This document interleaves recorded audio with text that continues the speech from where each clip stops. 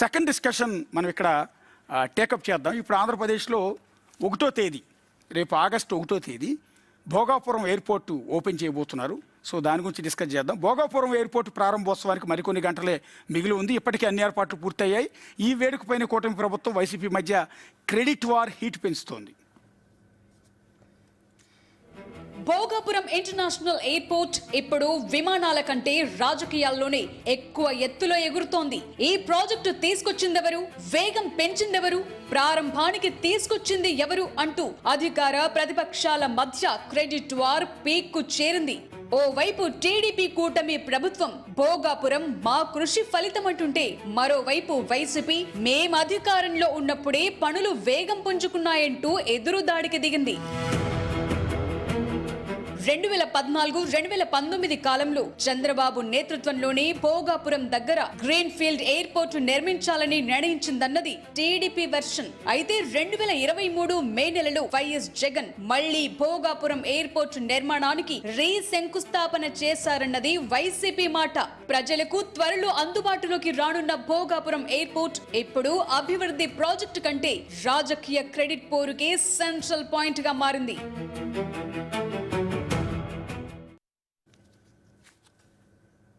Bhogapuram airport Alluri Sitaramaraju international ఎయిర్పోర్ట్గా పేరు మార్చారు. సరే, ఇది మేం కట్టామని, మేము భూసేకరణ చేస్తే మేం చేసామని అధికార ప్రతిపక్ష పార్టీలు రెండు కూడా కొట్టుకుంటూ ఉన్నాయి. లీడర్ల ప్రకటనలు ఒకదానికోటి రాజకీయ హీట్ను కూడా పెంచుతున్నాయి. ఇందులో క్రెడిట్ ఎవరిది అనేది మెయిన్ డిస్కషన్. అసలు భోగాపురం అనే ఏరియాలో ఎయిర్పోర్ట్ ఎందుకు కట్టాల్సి వచ్చింది అనేది కూడా ఇక్కడ ప్రధానమైన ప్రశ్న. ఎవరు కంప్లీట్ చేశారు అనేది మేమే చేసాం.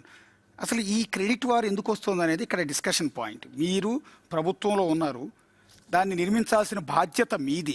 అక్కడ అవసరాలను గుర్తించి దాన్ని ఎయిర్పోర్ట్ కట్టాలనుకున్నారు, కట్టండి. మీ ప్రభుత్వంలో కంప్లీట్ కాకపోతే వచ్చే ప్రభుత్వంలో కంప్లీట్ చేస్తారు. దీనికి క్రెడిట్ వార్ కోసం ఎందుకు కొట్టుకుంటున్నారు? భోగాపురం ఎయిర్పోర్ట్ పలానా పార్టీ వాళ్ళు కట్టారంటే వాళ్ళకి మాత్రం ఓట్లేసే పరిస్థితి ఉంటుందా అనేది మెయిన్ డిస్కషన్. దీని గురించి మీడియేటెడ్లో మనం మాట్లాడదాం. చాలా లోతైన విశ్లేషణ. అసలు ఎయిర్పోర్ట్ అవసరం ఏంటి, ఎయిర్పోర్ట్ నిజంగా ఎవరి హయాంలో భూసేకరణ చేశారు, ఎవరు దాన్ని కంప్లీట్ చేశారు, ఈక్వేషన్స్ ఏంటి. ఇప్పుడు పొలిటికల్ లీడర్లు చేసే ఆర్గ్యుమెంట్స్ వాళ్ళ పార్టీ వైపు ఉంటాయి. టీడీపీ వాళ్ళు చేసేది టీడీపీ వైపు, వైసీపీ వాళ్ళు చేసేది వైసీపీ వైపు ఉంటుంది. కానీ మీట్ థియేటర్స్లో ఎలా ఉంటుందంటే టీడీపీ వైసీపీకి అతీతంగా అసలు వాస్తవం ఏంటనేది మీకు అందరికీ కూడా మేము చెప్తుంటాం. సో దీని గురించే స్టార్ట్ చేద్దాం. ముందుగా రోహిత్. సో భోగాపురం ఎయిర్పోర్ట్ అనేది ఉత్తరాంధ్ర డెవలప్మెంట్ కోసం ఉద్దేశించిన ప్రాజెక్ట్. ఉత్తరాంధ్ర వాసుల కళ కూడా అది. 2014 తర్వాత భోగాపురంలో ఎయిర్పోర్టు నిర్మించడానికి చంద్రబాబు నాయుడు భూసేకరణకు ముందుకు వెళ్ళేటప్పుడు కొన్ని రాజకీయపరమైనటువంటి విమర్శలు కూడా వచ్చాయి. అంటే అప్పుడు వైసీపీ ఏమందంటే భోగాపురంలో ఎయిర్పోర్ట్ ఎందుకు, విశాఖపట్నం ఎయిర్పోర్ట్ ఉన్నప్పుడు అని వైసీపీ నేతలు అన్నారు. అలాగే ఎయిర్పోర్ట్ను కోర్టులో కేసులు వేసి కూడా ఆపాలి, 15,000 ఎకరాలు సేకరిస్తున్నారు రైతుల దగ్గర నుంచి అంటూ కొన్ని విమర్శలు కూడా చేశారు. కానీ చంద్రబాబు నాయుడు భూసేకరణ విషయంలో ముందుకు వెళ్ళారు, ఎయిర్పోర్టు నిర్మాణానికే ముందుకు వెళ్ళారు. ఆయన కొన్ని నెలల ముందు, అంటే ఎన్నికలకు కొన్ని నెలల ముందే శంకుస్థాపన కూడా చేశారు. ఆ తర్వాత గవర్నమెంట్ మారింది, తర్వాత ఎటువంటి ముందుకు కదలలేదు.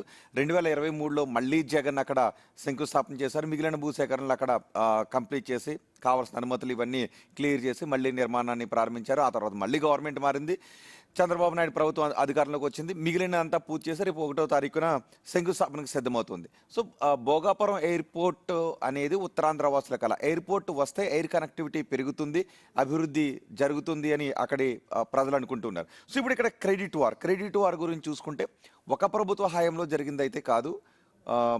టీడీపీ, కూటమి, వైసీపీ 3 ప్రభుత్వాలు ఎంతో కొంత చేశాయి. అది ఎవరు ఎక్కువ చేశారు, ఎవరు తక్కువ చేశారు అనేది ఇక్కడ ఆధారపడి ఉంటుంది.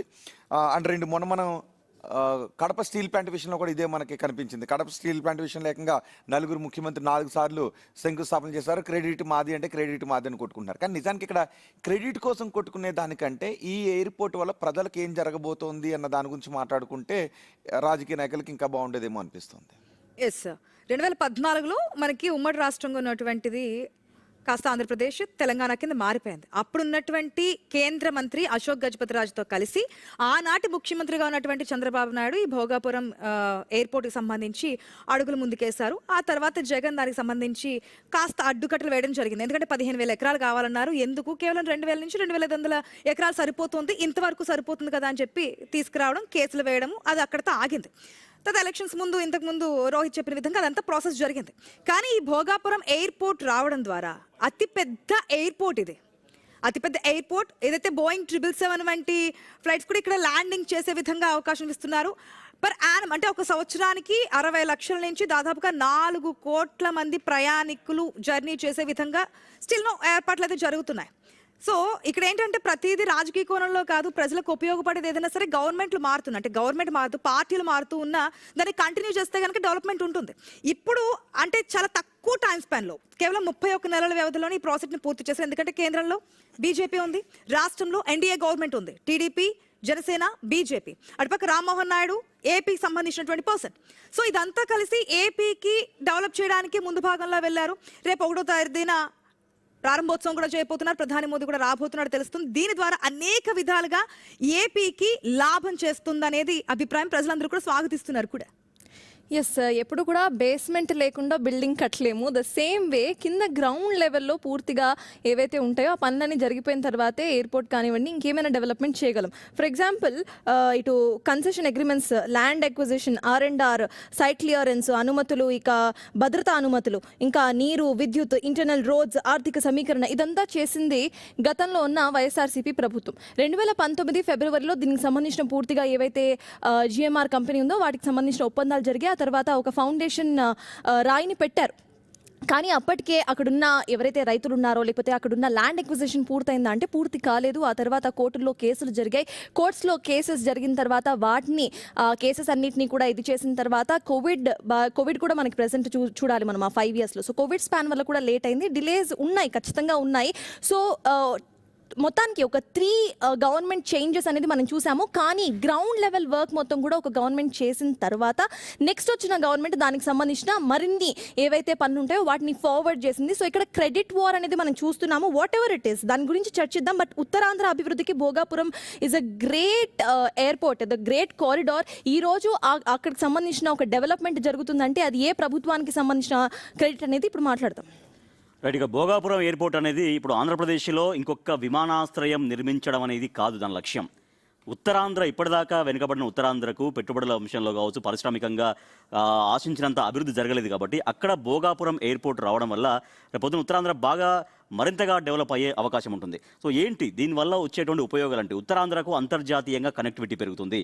విశాఖపట్నం విమానాశ్రయం, ఇప్పుడు అక్కడ విశాఖపట్నం విమానాశ్రయమే ఇప్పుడున్న ఏపీలో పెద్ద విమానాశ్రయం. సో దానిపైన విపరీతమైనటువంటి ఎక్కువగా ఉంటుంది, అంటే దాని ఒత్తిడి ఎక్కువగా ఉంది. కాబట్టి దాన్ని తగ్గించడం కోసం ఇది భోగాపురం ఎయిర్పోర్ట్ అనేది ఉపయోగపడబోతుంది. ఇక క్రెడిట్ వార్ విషయానికి వస్తే ఏ ప్రభుత్వం అయినా ఒక కార్యక్రమాన్ని మొదలుపెట్టిన తర్వాత ఖచ్చితంగా మరొక ప్రభుత్వం దాన్ని కొనసాగించాల్సిందే. అదేదో మా ప్రభుత్వం కాదు, గత ప్రభుత్వం మాకు శత్రువుగా, మా రాజకీయ ప్రత్యర్థిగా ఉన్నటువంటి ప్రభుత్వం మొదలు పెడితే మేము కొనసాగించడానికి లేదు ఇక్కడ. అది టీడీపీ హయాంలో 2014లో అప్పుడు శంకుస్థాపన జరిగింది. తర్వాత 3 నెలలకే ప్రభుత్వం మారిపోవడం, తర్వాత వైఎస్ఆర్ కాంగ్రెస్ పార్టీ అక్కడ అధికారంలోకి రావడం, అక్కడ దానికి సంబంధించినటువంటి భూసేకరణ కావచ్చు, అగ్రిమెంట్స్ కావచ్చు, అన్ని జరగడం, తర్వాత మళ్ళీ ప్రభుత్వం మారడం, మళ్ళీ చంద్రబాబు ప్రభుత్వం రావడం చూసాం. కాబట్టి ఎవరైనా ఖచ్చితంగా ఒక కార్యక్రమాన్ని మొదలుపెట్టారంటే ప్రభుత్వాలు మారినా అది కొనసాగించాలి. ఇక క్రెడిట్ వార్, ఇది కూటమియా, టీడీపీయా వర్సెస్ వైఎస్ఆర్ కాంగ్రెస్ పార్టీ కాదు దక్కాల్సింది క్రెడిట్. నిజమైనటువంటి క్రెడిట్ దక్కాల్సింది జనానికి, అక్కడ ఆంధ్రప్రదేశ్ ప్రజలకి. ఎందుకంటే వాళ్ళు వాళ్ళ భూముల్ని స్వచ్ఛందంగా విమానాశ్రయం కోసం ఇచ్చారు కాబట్టి అసలు క్రెడిట్ దక్కాల్సింది జనానికి, ప్రజలకు. బేసిక్గా క్రెడిట్ వార్ అనే ఈ వివాదం ఎందుకు వచ్చిందంటే మొన్న జగన్మోహన్ రెడ్డి ఒక ట్వీట్ చేశారు. ఏంటంటే చంద్రబాబు నాయుడు గతంలో రాయేసి ఊరుకున్న 2019 ఎన్నికల ముందు శంకుస్థాపన చేసి ఊరుకుంటే మేము పర్మిషన్స్ అన్ని తీసుకురావడం కావచ్చు, ల్యాండ్ అక్విజిషన్ కావచ్చు, ఇవన్నీ చేసి నిర్మాణం మొదలుపెట్టింది మేము, క్రెడిట్ వార్ మాత్రం మేమే కంప్లీట్ చేసామన్నట్టుగా చేస్తున్నారు అనే దగ్గర వివాదం మొదలైంది. ఇక్కడ పాయింట్ ఏంటంటే 2019కి ముందు అసలు భోగాపురంలో ఎయిర్పోర్ట్ కట్టాలన్న ఆలోచన అబ్సల్యూట్లీ చంద్రబాబు నాయుడు. ఈ విషయం మనం యాక్సెప్ట్ చేయాలి. సరే, దేయ అవసరాల కోసం చేశారు. ఆల్రెడీ వైజాగ్లో ఒక ఎయిర్పోర్ట్ ఉంది కదా, నియర్ బై మళ్ళీ 30 కిలోమీటర్లు అవుతుంది ఇంకో ఎయిర్పోర్ట్ ఎందుకని అదే వైజాగ్ పర్యటనలో జగన్మోహన్ రెడ్డి అన్నమాట కూడా నిజం. అవసరం లేదు కదా, ఈరోజు చెన్నై ఎయిర్పోర్ట్లో చూడండి ఈగలు తోలుకుంటున్నారు అన్నమాట కూడా అన్నాడు ఆ రోజు. అవును, అన్నాడు, అన్నమాట నిజం. ఆయన ఆ రోజు నేను కూడా అనుకున్నాను ఎగ్జాక్ట్లీ ఆ స్పీచ్ విన్నప్పుడు నిజమే కదా, వైజాగ్లో ఆల్రెడీ ఒక ఎయిర్పోర్ట్ ఉంది, రన్నింగ్లో ఉంది. మీరు అన్నట్టు ఎయిర్పోర్ట్ల వల్లే రాష్ట్రాలు డెవలప్ అయిపోతాయి అంటే ఆల్రెడీ ఎయిర్పోర్ట్ ఉన్నప్పుడు ఆ డెవలప్మెంట్ మళ్ళీ కొత్తగా వచ్చే డెవలప్మెంట్ ఏంటి, పైగా ఊరి చివరికి తరలించడం వల్ల ఉపయోగం ఏంటి? ఇప్పుడు హైదరాబాద్లో బేగంపేట ఎయిర్పోర్ట్ ఉంది, సిటీ మధ్యలో ఉంది.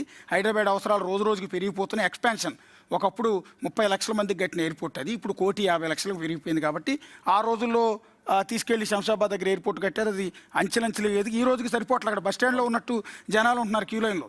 అలాంటి చోట ఇక్కడ అవసరంగా నిజానికి వైజాగ్ హైదరాబాదు స్థాయిలో డెవలప్ అయిపోయి ఊరి చివర 30-40 కిలోమీటర్ల అవతల కొత్త ఎయిర్పోర్ట్, ఇంటర్నేషనల్ ఎయిర్పోర్ట్ కట్టాల్సినంత అవసరం ఉందా? అన్ని ఫ్లైట్లు వస్తాయా? రేపు వైబిలిటీ ఉంటుందా? అంతమంది జనం ఎక్కుతారా? సో అని నేను కూడా ఆ రోజు జగన్మోహన్ రెడ్డి ఇచ్చిన స్పీచ్ బేస్ చేసుకుని ఆ రోజు నేను కూడా అనుకున్నా. కానీ ఆ రోజు ఇప్పుడు కూటమి ప్రభుత్వం కావచ్చు, అప్పుడు టీడీపీ గవర్నమెంట్ కావచ్చు, చెప్పింది ఏంటంటే ఇది నేవీ కంట్రోల్లో ఉంది కాబట్టి ఐఎన్ఎస్ డేగా కింద ఉంటుంది, రాత్రి వేళ ఫ్లైట్లు దిగడానికి వాళ్ళు ఇబ్బంది పెడుతున్నారు, అబ్జెక్ట్ చేస్తున్నారు అని ఈ కారణంతో మేము ఎయిర్పోర్ట్ కట్టుకుంటున్నాం అన్నారు. కానీ ఈ రకంగా ఐఎన్ఎస్ వాళ్ళు, నేవీ వాళ్ళు ఫ్లైట్లు అడ్డుకుని వాళ్ళ కారణంగా ఫ్లైట్లు ఆగిపోయిన సందర్భాలు చాలా తక్కువ. వైజాగ్లో ఉన్న క్రౌడ్కి సో ఈ ఎయిర్పోర్ట్ ఎనఫ్ ఏమో నా ఉద్దేశం. అంత పెద్ద ఇంటర్నేషనల్ ఎయిర్పోర్ట్ కావాల్సింది అమరావతికి ఎగ్జాక్ట్లీ, ఎందుకంటే రాజధాని డెవలప్ అవుతోంది, క్రౌడ్ పెరుగుతుంది, రేపు పొద్దున ఇలాంటి సిచ్యువేషన్లో కావాలి. సరే పోటీలు పడి కట్టారు, తప్పేం లేదు, ఫ్యూచర్ అవసరాల కోసం కట్టండి, తప్పేం లేదు. విజయనగరం, శ్రీకాకుళం ప్రజలు కూడా దాన్ని వినియోగించుకుంటారు, డెవలప్ అవుతుందంటే దాన్ని ఎవరు కాదన్నారు. కానీ ఈ పొలిటికల్ క్రెడిట్ వారు ఉందే అది తప్పు. జగన్మోహన్ రెడ్డి ఆ ఎయిర్పోర్ట్ కన్స్ట్రక్షన్కి అనేక రకమైన భూసేకరణ చేశారు, చాలా చేశారు. కానీ అదే అంటే ఆ రోజు జగన్మోహన్ రెడ్డి అన్నమాట ఒక కీ పాయింట్ కూడా మనం మాట్లాడాలి. ఎడిటోరియల్ పార్ట్లో మనం బ్యాలెన్స్ చేయాలి.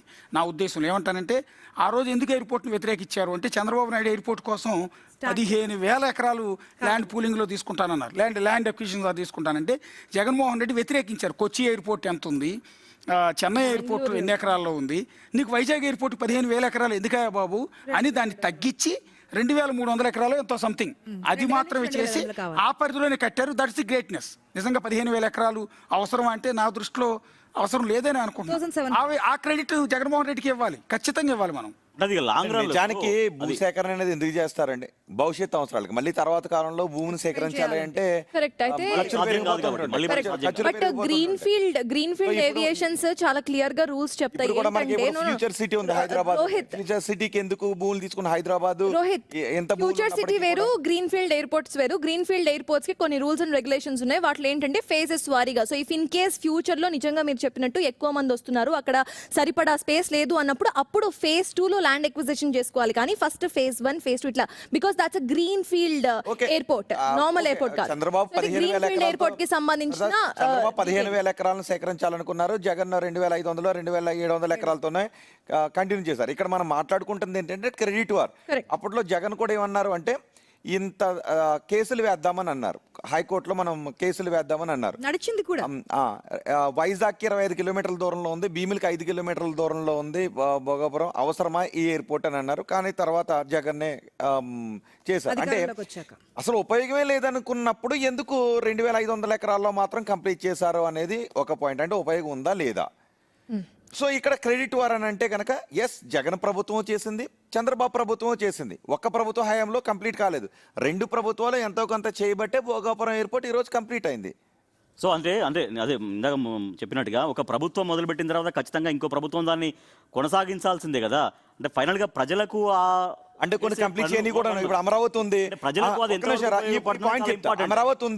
అమరావతి ఉంది, చంద్రబాబు నాయుడు స్టార్ట్ చేశారు, జగన్ హయాంలో కంప్లీట్ చేయలేదు, ముందుకు వెళ్ళలేదు. సో కొన్ని ప్రాజెక్టుల విషయంలో ఏమాత్రం ముందుకు వెళ్ళవు. భోగాపురం ఎయిర్పోర్ట్ విషయంలో జగన్ ముందుకు వెళ్ళారు. సో అదే అంటే ఇక్కడ కొన్ని అంశాల్లో ఏమవుతుందంటే గత ప్రభుత్వం చేసిన ప్రాజెక్టులను కొన్ని కావాలని కూడా మారిన ప్రభుత్వాలు చేయకుండా పక్కకు పెడతాయి. ఎందుకంటే ఇది కంప్లీట్ చేస్తే మళ్ళీ ఆ గత ప్రభుత్వానికి వచ్చే క్రెడిట్ వస్తుందన్నటువంటి భావనతో కొన్ని అంశాలని పట్టించుకోకుండా వాటిని కావాలని పక్కన పెట్టేటువంటి సందర్భాలు కూడా చాలా. రోహిత్, భోగాపురం ఎయిర్పోర్ట్ ఏదైతే ఉందో అది ముమ్మాటికి టీడీపీ గవర్నమెంట్ తీసుకొచ్చిన ఒక విజన్ ఒకప్పుడు. సో 2019లో దానికి సంబంధించిన శంకుస్థాపన రాయి వేశారు. ఆ తర్వాత ప్రభుత్వం మారిన తర్వాత ఏం చేశారు అనేది కూడా ఒకసారి చర్చిద్దాం. అంటే అదే కదా ఇప్పుడు క్రెడిట్ వార్కి దారితీసింది, కంప్లీట్లీ అదే. సో ఇందాక నేను ఏవైతే ఇంట్రొడక్షన్లో చెప్పానో అవన్నీ ఏవైతే R&R ఉన్నాయో, పర్మిషన్స్ ఉన్నాయో, వాటితో పాటు ఏవైతే కన్సెషన్ అగ్రిమెంట్ ఉందో ఈ కన్సెషన్ అగ్రిమెంట్లో చాలా లూప్ హోల్స్ ఉండే. ఆ లూప్ హోల్స్ అన్నింటినీ కరెక్ట్ చేసింది ఏ గవర్నమెంట్ అనేది కూడా మాట్లాడాలి. సో వైఎస్ఆర్సీపీ వచ్చిన తర్వాత ఈ లూప్ హోల్స్ ఏవైతే ఉన్నాయో టీడీపీ కాలంలో, అంటే స్వీట్ ఏవైతే మనకి ఏమంటారు ఇండస్ట్రీస్ రావడానికి కానివ్వండి, లేకపోతే ఎయిర్పోర్ట్ కన్స్ట్రక్షన్కి ఎవరైనా ముందుకు రావడానికి కానివ్వండి, ఖచ్చితంగా కూడా కొన్ని రాయితీలు ఇస్తూ ఉంటారు. ఆ రాయితీలు ఎంతవరకు గవర్నమెంట్కి పనిచేస్తున్నట్టున్నాయి, లేకపోతే ఇంకా గవర్నమెంట్కు సంబంధించిన నిధులు రాకుండా ఉంటాయనే దాని గురించి కూడా చర్చించాలి. సో రైట్ నౌ ఆ లూప్ హోల్స్ అన్నింటినీ కూడా ఇటు వైఎస్ఆర్సీపీ గవర్నమెంట్ వచ్చిన తర్వాత ఆ లూప్ హోల్స్ని కరెక్ట్ చేసింది. ఫస్ట్ చెప్పాలంటే ఇందాక ఆశ చెప్పినట్టు 2700 ఏకర్స్కి తర్వాత ఫైనలైజ్ చేశారు. దాన్ని మళ్ళీ 2203 ఏకర్స్కి ఇటు వైఎస్ఆర్సీపీ గవర్నమెంట్ తీసుకొచ్చింది. బికాస్ మిగిలిన 500 ఏకర్స్ ఆఫ్ ల్యాండ్ ఏదైతే ఉందో దాన్ని ఫ్రీగా రియల్ ఎస్టేట్, షాపింగ్ మాల్స్, లేకపోతే ఇంకేమైనా వీటికి సంబంధించి ఇటు GMRకి ఇవ్వడానికి ప్రభుత్వం ఒప్పందం చేసుకుంది. సో దాని ద్వారా లెట్ మీ కంప్లీట్. సో దాని ద్వారా ప్రభుత్వానికి ఆదాయం రాదు కాబట్టి దానికి సంబంధించి ఏదైతే ల్యాండ్ ఉందో ఆ ల్యాండ్ మొత్తాన్ని కూడా గవర్నమెంట్ చేతిలోనే ఉంచుకొని మిగతాది ఎయిర్వేకి సంబంధించిన పూర్తిగా ఎయిర్పోర్ట్ కన్స్ట్రక్షన్ కి మాత్రమే ల్యాండ్ ను ఇటు GMR కి ఇచ్చింది. సో దీనికి GMR కూడా ఒప్పుకుంది. PPF per passenger fee loop whole అనేది ఒకటి ఉంది. సో దీనికి సంబంధించి 353 రూపీస్ గవర్నమెంట్ కి ఆదాయంగా వస్తుంది. విత్ దాట్ లోపల ఏవైతే ఉన్నాయో ఇప్పుడైతే ఎయిర్పోర్ట్స్ పెడుతూ ఉంటారో, డ్యూటీ ఫ్రీ షాప్స్ ఉంటాయి, రెస్టారెంట్స్ ఉంటాయి, ఇవన్నీ ఉన్నాయి. ఒక నిమిషం ఇవన్నీ కూడా ఉంటాయి. సో వీటన్నిటికీ సంబంధించి వీటన్నిటికి సంబంధించి గవర్నమెంట్ కి ఎంతో లాస్ వస్తుంది. సో ఈ లాస్ అన్నిటిని కూడా క్లారిఫై చేసి దానికి సంబంధించిన పూర్తి ఏదైతే ఫార్మ్స్ ఉన్నాయో, మళ్ళీ చెప్పిన కన్సెషన్ అగ్రిమెంట్ ని సరిగ్గా చేసుకుంటేనే రేపటి రోజు గవర్నమెంట్ కి ఎంత ఆదాయం వస్తుంది అనేది కూడా ఇంపార్టెంట్. ఇక్కడ పాయింట్ ఏంటి అంటే క్రెడిట్ జగన్ ఏమన్నారంటే ఒకరు ప్రారంభించారు, ఇంకొకరు క్రెడిట్ ఒకరు కంప్లీట్ చేశారు, ఇంకొకరు ఒకసారి లెక్కలు కూడా మనం చూస్తే అంటే యాక్చువల్గా స్టార్ట్ అయింది ఫిబ్రవరి 14, 2019లో. అప్పుడు చంద్రబాబు అప్పుడు ప్రభుత్వంలో చంద్రబాబు ముఖ్యమంత్రిగా శంకుస్థాపన చేశారు. కానీ 3 months తర్వాత ప్రభుత్వం మారిన తర్వాత మళ్ళీ 2023 మే 3న మళ్ళీ అధికారికంగా అధికార పనులకు శంకుస్థాపన చేశారు వైఎస్ జగన్మోహన్ రెడ్డి. అప్పుడు ఎంత అంటే దాని అంచనా వ్యయం 4,592 కోట్లు. కానీ పెద్దగా డిఫరెన్స్ కాలేదు. యాక్చువల్గా 4,592 కోట్లకు కేవలం ఒక 200-300 కోట్లు మాత్రమే పెరిగి టోటల్గా మొత్తం ప్రాజెక్టు వ్యయం 4,727 కోట్లు మాత్రమే. అయితే లెక్కల ప్రకారం జూలై 24 నాటికి లోక్సభలో కేంద్రం తెలిపిన ప్రకారం నిర్మాణ పురోగతి 35.61% జరిగింది. కానీ ప్లాన్ ప్రకారం ఉండాల్సింది లెక్కలు కాదు, క్రెడిట్ వార్. నిజానికి పార్టీలు క్రెడిట్ గురించి ఫైట్ చేయొచ్చు. హయాంలో ఎక్కువ అదే చెప్తున్నా, అదే చెప్పబోతున్నా. ఎవరి హయాంలో ఎక్కువ పనులు జరిగాయి అనేది దాని కేటగిరికల్ గా లోక్సభలో కేంద్రం చెప్పినటువంటి విషయం చెప్తున్నాను. అంటే జరగాల్సిన పని కంటే చాలా స్పీడప్ జరిగింది. టీడీపీ హయాంలో మళ్ళీ కూటమి ప్రభుత్వం ఏర్పడిన తర్వాత దాన్ని ముందుకు తీసుకున్నారు.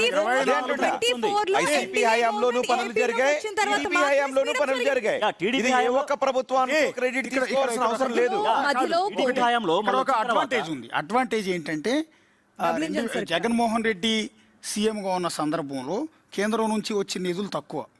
ఈయన కూడా గట్టిగా ఫోర్స్గా అడగలేని పరిస్థితి ఉంది. బహుశా ఎందుకంటే ఈయన బీజేపీ ఎన్డీఏ కూటమిలో లేడు కాబట్టి ఈయన గట్టిగా అడగలేని పరిస్థితి ఉంది. నిధులు తక్కువ. కూటమి ప్రభుత్వంలో చంద్రబాబు నాయుడు చాలా కీలకం. ప్రవేశపెట్టిన ప్రతి బిల్లుకి సపోర్ట్ చేశారు. ఎక్కడ చేసినా కూడా ఫండింగ్ అలొకేషన్ ఈక్వేషన్ వేరు, బిల్లుకు మద్దతు వాళ్ళు అడిగినా అడగపోయినా మద్దతు ఇచ్చాడు, అది వేరే విషయం. ఇక్కడ నేనేమంటానంటే రాజకీయం ఇలాగే ఉంటుంది. ఈ రోజు ఎన్డీఏ కూటమిలో చంద్రబాబు నాయుడు కీలక భాగస్వామి. చంద్రబాబు నాయుడు కనుక తప్పుకుంటే కేంద్ర ప్రభుత్వం పడిపోయే సిచ్యువేషన్ ఉంది. కాబట్టి డిమాండ్ చేసైనా చంద్రబాబు నాయుడు ఫండ్స్ తొందరగా తెచ్చి 24 గంటల ఎయిర్పోర్ట్ నిర్మాణం కంప్లీట్ చేయగలిగాడు. రెండో ప్లస్ పాయింట్ ఏంటంటే కేంద్ర విమానయాన శాఖ మంత్రి అదే ఉత్తరాంధ్రకు సంబంధించిన ఈ ఎయిర్పోర్ట్ పరిధిలోకి వచ్చే శ్రీకాకుళానికి సంబంధించిన ఎంపీ రామ్మోహన్ నాయుడు కావటం కూడా ఇది ఇంత ఫాస్ట్గా జరగడానికి కారణమైంది. ఇక్కడ ప్లస్ పాయింట్లు జగన్మోహన్ రెడ్డికి మైనస్ అంటే జగన్మోహన్ రెడ్డి నిజంగా ఆ రోజు ఫండింగ్ ఉంటే ఎంతకన్నా ఫాస్ట్గా చేసి ఉండేవాడు. కానీ ఇక్కడికి అక్కడ ఈక్వేషన్ చాలా ఉంది. 2014-19 మధ్య ఎయిర్పోర్ట్ కంప్లీట్ చేయొచ్చు కదా, ఆ రోజు ఎందుకు రాలేదంటే ఆ రోజు చంద్రబాబు ఎన్డీఏలో ఉన్నప్పటికీ కూడా చంద్రబాబు అవసరం కేంద్రానికి చాలా తక్కువ ఉంది. 53 సార్లు ఢిల్లీకి వెళ్ళి వచ్చినా పోలవరానికి నిధులు కానీ అమరావతికి నిధులు కానీ సరిగా రిలీజ్ కాల. ఆ మాట ఆయనే చెప్పాడు స్వయంగా. సో ఇలాంటి సందర్భంలో రాజకీయ అవసరాలు, కూటమిలో భాగస్వాములు, ఈ డిమాండ్ అండ్ సప్లై రకరకాల ఈక్వేషన్స్ తో కేంద్రం నిధులు ఇచ్చి, అందుకే టార్గెట్ ప్రోగ్రెస్ ఏవైతే ఉందో టార్గెట్ ప్రోగ్రెస్ వాళ్ళు పెట్టుకున్న పలానా మంత్స్ కల్లా ఇంత కంప్లీట్ చేయాలనుకుని పెట్టుకున్న తర్వాత యాక్చువల్గా టార్గెట్ ప్రోగ్రెస్ను మించి పనులు జరిగాయి కూటమి ప్రభుత్వం వచ్చిన తర్వాత అనేది చెప్పబోతున్నాను. అది రాజ్యసభ కమిటీ చెప్పిన ప్రకారం ఫిజికల్ ప్రోగ్రెస్ 78.87% అయితే టార్గెట్ ప్రోగ్రెస్ దానికంటే తక్కువగానే ఉంది, కేవలం 62 మాత్రమే ఉంది. అంటే 62 కంటే చాలా ఎక్కువగానే చాలా వేగవంతంగా పనులు కంప్లీట్ చేయగలరు. Right. మీరు చెప్పినట్టుగా Speed సరే, of- రాజకీయ అవసరం కావచ్చు, దాంట్లో ఉన్నటువంటి వీళ్ళు పోషించేటువంటి ఆ పాత్ర, కేంద్ర ప్రభుత్వంలో పాత్ర కావచ్చు, ఇవన్నీ వాట్ ఎవర్, కానీ చాలా వేగంగా పనులు పూర్తి కావడానికి మాత్రం ఖచ్చితంగా ఉపయోగపడింది. కరెక్ట్. అది వేగంగా పనులు పూర్తవడానికి రీజన్స్ మళ్ళీ అవే కదా. మళ్ళీ గ్రౌండ్ వర్క్ మొత్తం ఒక ప్రభుత్వం చేసాడు. ఇందాక రోహిత్ చెప్పిందని నేను ఖచ్చితంగా ఏకీభవిస్తా. ఒక ప్రాజెక్ట్ ఒకళ్ళు గనక ప్రస్తావిస్తే దానికి సంబంధించి ఖచ్చితంగా ఒకటే గవర్నమెంట్ లో పూర్తవుతుందా అంటే maybe yes, maybe not. So ground లెవెల్లో వర్క్ మొత్తం పూర్తవడం కారణంగా ఈ రోజు ఎంత ఫాస్ట్ గా అండ్ మిగతా ఇప్పుడు ఎన్డీఏకి సంబంధించి కూటమిలో ఉండటం, సో వీటన్నిటిని ఇవన్నీ కూడా కలిసి వచ్చి ఇటు ఫాస్ట్ గా చేస్తాయి. ఎంతవరకు గ్రౌండ్ లెవెల్ పూర్తవడం ఆ పార్ట్ ఆఫ్ ఇట్, ప్రభుత్వం మారిన a part of it 2019 ఎంత పర్సెంట్ కంప్లీట్ అయ్యింది? ఒక నిమిషం 2019 నుండి మనం ప్రభుత్వం మారేంత వరకు తీసుకుంటే first 3 years were absolute waste because of Covid. ఆ టైంలో ఎవరు ఏమీ చేయలేని పరిస్థితి. ఆ తర్వాత కేసుల చుట్టూ కూడా తిరిగింది మొత్తం. సో కోర్టుల నుండి ఆ కేసుల నుండి ఇది ఏమంటారు వాళ్ళని డీబీటీ కేసులు ఏవైతే ఉన్నాయో వాటన్నిటిని కూడా బయటికి రావడం. అసలు కేసులు వేయాలన్న అడిగిందే కోర్టు నుండి రావాలి కదా, కోర్టు నుండి ఆ stay orders పోవాలి కదా. ఇక్కడ కీ పాయింట్ ఏంటంటే మీరు చెప్పిన కేసులు ఉన్నమాట నిజం. ఆ కేసులు క్లియరెన్స్ చేయడానికి ఇది జగన్మోహన్ రెడ్డి సర్కార్ చాలా ఇబ్బంది పడింది. Correct. క్లియరెన్స్ చేసింది, రైతులను ఒప్పించింది, బతిమాలింది, Yes. చాలా చేశారు. ఎక్కడ అది భోగాపురం మండలం ముజేరు, కౌలువాడ, తుడెం ఈ గ్రామాల ప్రజలు ఒక అసోసియేషన్గా ఫామ్ అయ్యి పోరాటం చేస్తే 2014-19 మధ్య వారికి మద్దతు ఇచ్చి జగన్మోహన్ రెడ్డి సర్కారే వాళ్ళ చేత కేసులు వేయించింది. ఆ కేసులు వాళ్ళు విత్డ్రా చేయించింది కూడా వైఎస్ జగన్మోహన్ రెడ్డి సర్కారే. ఇక్కడ 15,000 ఎకరాలు అనుకున్నాం మొదట, దాని జగన్మోహన్ రెడ్డి వ్యతిరేకించాడు. 15,000 ఎకరాలు ఓన్లీ ఎయిర్పోర్ట్ కోసం కాదు. యాక్చువల్లీ చాలా ఇంట్రెస్టింగ్ పాయింట్ ఏంటంటే అది కనుక ఇంప్లిమెంట్ అయితే మీరు అన్నట్టు ఎయిర్పోర్ట్కి అయితే జగన్మోహన్ రెడ్డి చెప్పినట్టు 2,300 చాలు. లేదా 2,300 కూడా అక్కడ 1,500 చాలు. కానీ చంద్రబాబు నాయుడు ఫ్యూచర్ కోసం ఆలోచించి దానిలో ఏరోట్రోపోలిస్ అంటే ఏరోట్రోపోలిస్ అంటే ఎయిర్పోర్ట్ ఆధారిత నగరం నిర్మించాలి అని. అంటే దానికి సంబంధించిన ఫ్లైట్స్కి సంబంధించిన ఇన్ఫ్రాస్ట్రక్చర్ డెవలప్ చేయటం ఇలాంటివి ఉంటాయి అనుకుంటాను బహుశా. ఆ ప్రాజెక్ట్ వస్తే అక్కడ డెవలప్మెంట్ నెక్స్ట్ లెవెల్ ఉంటుంది. దానివల్ల ఉత్తరాంధ్రకి నిజమైన ఉపయోగం ఉంటుందని నా ఉద్దేశం. ఇప్పుడు శ్రీకాకుళం, విజయనగరం మన రాష్ట్రంలో అవునన్నా కాదన్నా వెనకబడిన 2 జిల్లాలు. వైజాగ్ డెవలప్ అయింది, ఓకే, అబ్సల్యూట్లీ. కానీ ఈరోజు శ్రీకాకుళం, విజయనగరంలో మీరు సరిగా గమనిస్తే, నేను ఆ ఏరియాలో తెగ తిరిగాను కాబట్టి నాకు ఐడియా ఉంది, సగం ప్రాంతం ఏజెన్సీ ఉంటుంది. ఆ ఏజెన్సీలో ఈ రోజుకి రోడ్లు లేవు, ఈ రోజుకి చాలామందికి ఉపాధి లేదు, ఈ రోజుకి చాలామందికి రోగం వస్తే దాన్ని ఏమంటారు, మోసుకొస్తారు, దాన్ని ఏమంటారు, డోలీ మీద ఈ రోజుకి ప్రెగ్నెంట్ లేడీని మోసుకొస్తూ ఉంటే చచ్చిపోయిన సందర్భాలు కొన్ని 100 మంది ఉన్నారు. ఇలాంటి చోట రోడ్లే లేని చోట, హాస్పిటల్స్ లేని చోట, ప్రజల జీవన స్థితిగతులే సరిగా లేని చోట ఎయిర్పోర్ట్ కట్టి ఏం ఉపయోగం అనేది నా ఉద్దేశం. ఇప్పుడు భోగాపురం విజయనగరం జిల్లా పరిధిలోకి వస్తుంది. ఆ విజయనగరం జిల్లా పరిధిలో ఈ రోజుకి కూడా ఉపాధి హామీ కింద రిజిస్ట్రేషన్ చేసుకున్న వాళ్ళ సంఖ్య ఎన్ని వేల మంది ఉందో తెలుసా? ప్రతి సంవత్సరం పెంచుకుంటూనే పోతున్నారు. అలాంటి చోట వాళ్ళు ఈరోజు భోగాపురం ఇంటర్నేషనల్ ఎయిర్పోర్ట్కి వచ్చి వేరే కంట్రీస్కి వెళ్ళడానికి ఏమైనా ఉపయోగపడుతుందా? ఒక్క వైజాగ్లో పెట్టుబడులు పెట్టడానికి వచ్చే వారు దిగటానికి వాళ్ళు ఎంతమంది దిగుతారు? కొన్ని దశాబ్దాల తర్వాత ఫ్లైట్లో దిగుతారు.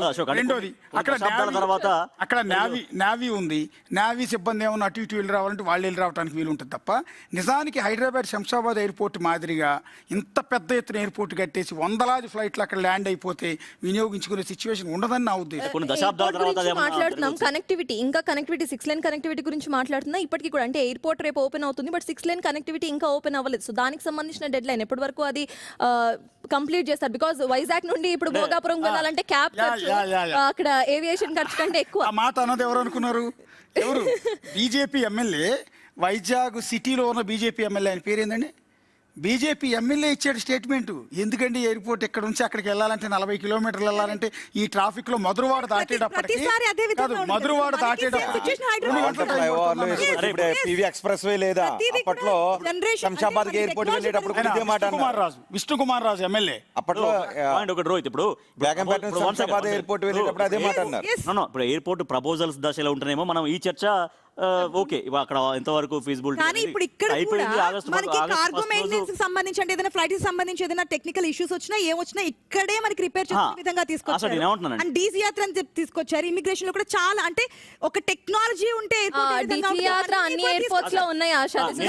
భోగాపురం స్పెషాలిటీ కానే కాదు, డీజీ యాత్ర భోగాపురం స్పెషాలిటీ కాదు, డీజీ యాత్ర భోగాపురం స్పెషాలిటీ కాదు, ప్రతి ఎయిర్పోర్ట్ లో ఉంది. నేనేమంటానంటే ఇది ప్రపోజల్స్ లో ఉంటేనేమో అక్కడ ఎంతవరకు పాసిబిలిటీస్ మనం చర్చించవచ్చు. ఇంకా అయిపోయింది ఆగస్టు, రేపేనా ఎల్లుండేవు. సరే, ఆగస్ట్ 1 రోజు ప్రధానమంత్రి ప్రారంభిస్తున్నారు. అయితే ఆగస్ట్ ఫస్ట్ ప్రారంభోత్సవం 17వ తేదీన అర్ధరాత్రి 12 గంటల ఆపరేషన్ స్టార్ట్ అవుతాయి. అయితే ఇక్కడ వైఎస్ఆర్ కాంగ్రెస్ పార్టీ చేసినటువంటి కృషిని ఏమాత్రం విస్మరించక్కర్లేదు, ఎందుకంటే కొనసాగించింది. కానీ ఫైనల్గా ఏం కనిపిస్తుంది, చంద్రబాబు ముఖ్యమంత్రిగా ఉన్నటువంటి హయాంలో దీనికి శంకుస్థాపన జరిగింది, చంద్రబాబు ముఖ్యమంత్రిగా ఉన్నటువంటి హయాంలో ఆపరేషన్ స్టార్ట్ అవుతున్నాయి.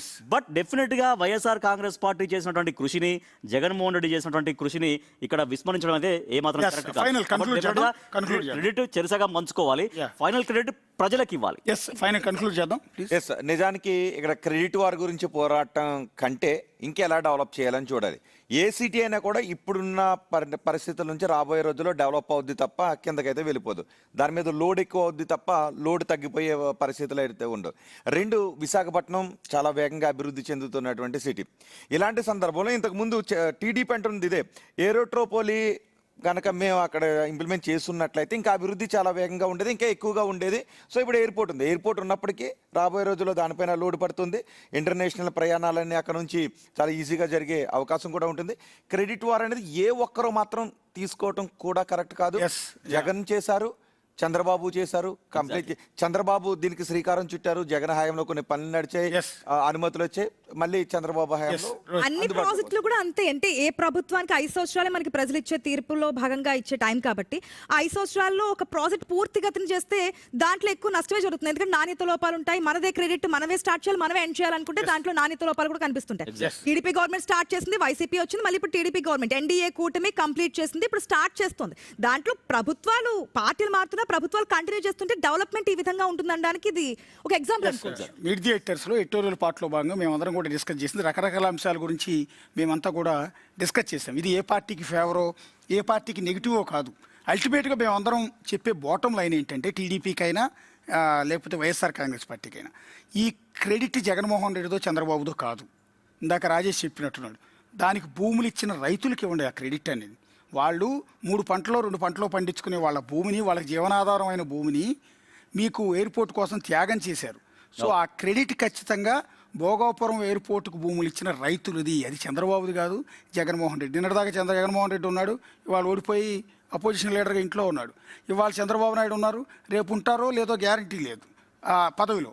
సో మీరు వస్తుంటారు పోతుంటారు, కానీ చంటిగాడు లోకల్ అన్నట్టు రైతులు లోకల్, భోగాపురం ప్రజలు లోకల్, విజయనగరం జిల్లా ప్రజలు లోకల్, వాళ్ళది క్రెడిట్. దయచేసి పొలిటికల్ లీడర్లు కాస్త విజ్ఞతతో, బ్రాడ్ మైండ్తో ఆలోచించండి.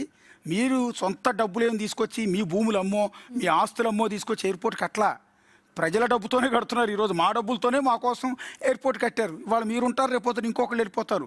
క్రెడిట్ వారి కోసం కొట్టు చావటం అనేది మానండి. రాజకీయ పరిపక్వతతో ఆలోచించండి. రోహిత్ చెప్పాడు, ఎస్ క్రెడిట్ ఎవరిది అంటే జగన్మోహన్ రెడ్డి సర్కారుది ఉంది, జగన్మోహన్ రెడ్డిది కాదు. చంద్రబాబు సర్కారుది ఉంది, చంద్రబాబు నాయుడుది కాదు. గుర్తుపెట్టుకోండి, ప్రభుత్వాలది. ఆ ప్రభుత్వాన్ని లీడ్ చేసిన చంద్రబాబు కాబట్టి చంద్రబాబు ప్రభుత్వం మాదనొచ్చు, ఆ ప్రభుత్వాన్ని లీడ్ చేసిన జగన్ కాబట్టి ఆయన చెప్పుకోవచ్చు. 2 ప్రభుత్వాల క్రెడిట్ ఉంది, అల్టిమేట్ క్రెడిట్ మాత్రం రైతులది మాత్రమే. ఇది మేము చెప్పాలనుకున్న bottom line. And next, Bhogapuram credit చంద్రబాబుదా జగన్దా? ఎస్, ఇదే క్వశ్చన్ మీద మేమంతా డిస్కస్ చేసాం. దానికి సంబంధించిన ఆన్సర్ కూడా, అంటే రాజకీయ క్రెడిట్ పోర్కే సెంటర్ పాయింట్గా ఈ ఎయిర్పోర్ట్ను వాడుకుంటున్నారా అనేది ఇక్కడ అసలైన ప్రశ్న. ఇక్కడే అసలైన రాజకీయం 2 పార్టీల మధ్య కూడా మనకు కనిపిస్తుంది. ఇది ఇవాల్టి మీట్ ది ఎడిటర్స్లో ప్రతిరోజు కూడా బిగ్ టీవీలో తెలుగు మీడియా హిస్టరీలో ఎవరూ చేయని ప్రయోగం మేము చేస్తూ ఉన్నాం.